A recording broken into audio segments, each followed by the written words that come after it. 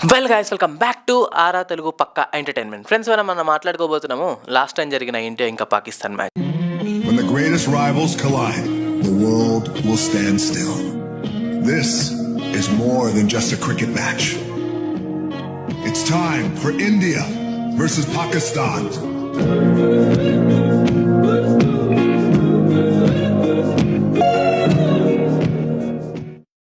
ఏదైతే చాలా బీభత్సంగా జరిగిపోయిందో, యాక్చువల్లీ ఆ మ్యాచ్ మీరంతా చూసే ఉంటారు. అసలు ఆల్మోస్ట్ ఇండియా ఓడిపోతుంది అనుకున్నారు, లైక్ 16% ప్రాబబిలిటీ అన్నారు. కాకపోతే లాస్ట్ మినిట్లో బుమ్రా మ్యాజిక్ చూపించేశాడు అండ్ అవుట్ చేశాడు ద మెయిన్ కీ ప్లేయర్ని. దాని తర్వాత మ్యాచ్ మన చేతికి వచ్చేసింది.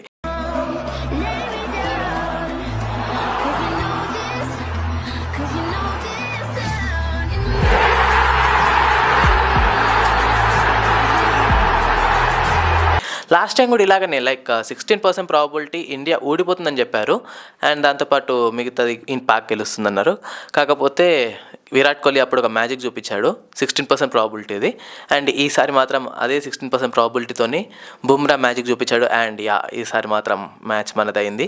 అండ్ లాస్ట్ టైం విరాట్ వల్ల అయింది, విరాట్ చేసింది లాస్ట్ టైం బ్యాటింగ్లో అండ్ ఈసారి బౌలింగ్ మ్యాజిక్ చూపించారు.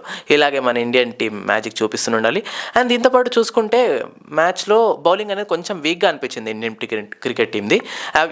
ఆబ్వియస్లీ రోహిత్ శర్మ అయితే అసలు ఒక మ్యాజిక్, ఒక మంచి టీమ్ క్యాప్టెన్సీ బాగా హ్యాండిల్ చేస్తాడనమాట. లైక్ మనం ఐపీఎల్ టీంలో కూడా చూసుకోవచ్చు, లోయెస్ట్ స్కోర్ ఉన్నా సరే దాన్ని ఎలా డిఫెండ్ చేయాలో అసలు రోహిత్ దగ్గర నుంచి మనం నేర్చుకోవాల్సింది. అండ్ ఈసారి కూడా సేమ్ అలాగే 120 స్కోర్ ఉన్నా సరే దాన్ని ఎలా డిఫెండ్ చేయాలో అసలు రోహిత్ శర్మ అసలు సూపర్ అబ్బా, చాలా మంచి క్యాప్టెన్సీ చేశారు. యాక్చువల్లీ ఇండియన్ టీమ్ని అప్రిషియేట్ చేయాలి, లైక్ మంచి క్యాప్టెన్సీ ఉంది కాబట్టి. అండ్ దాంతోపాటు Rohit Sharma is handling his team very very well. అనగనగా ఒక రాజు ఒకదాని తర్వాత ఒకటి యుద్ధం ఓడిపోతూనే ఉన్నాడు. దాహంతో ఆకలితో అడవిలో తిరుగుతున్నాడు. అతను చాలా కోపంగా ఉన్నాడు.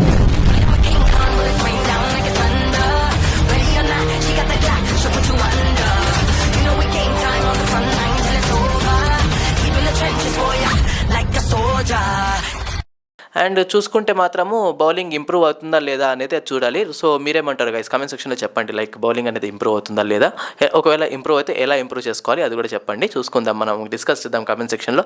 అండ్ దాంతోపాటు ఆబ్వియస్లీ విరాట్ గురించి మాట్లాడుకోవాల్సింది ఏముంది, he's the father of Pak team. వాళ్ళకు చుక్కలు చూపించడానికి అతను ఒక్కటి చాలు.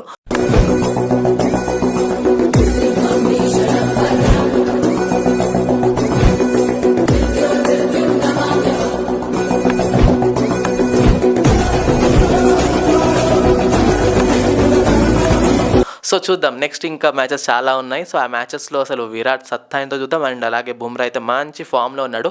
ఇదే ఫామ్లో కనుక కంటిన్యూ అయితే ఈసారి మాత్రం కప్ అనేది అవ్వచ్చు. అండ్ చూద్దాం అసలు ఈసారి రోహిత్ క్యాప్టెన్సీలో ఈసారి ఆస్ట్రేలియాని ఓడించి కప్ మన చేతికి వస్తుందా లేదా చూద్దామండి.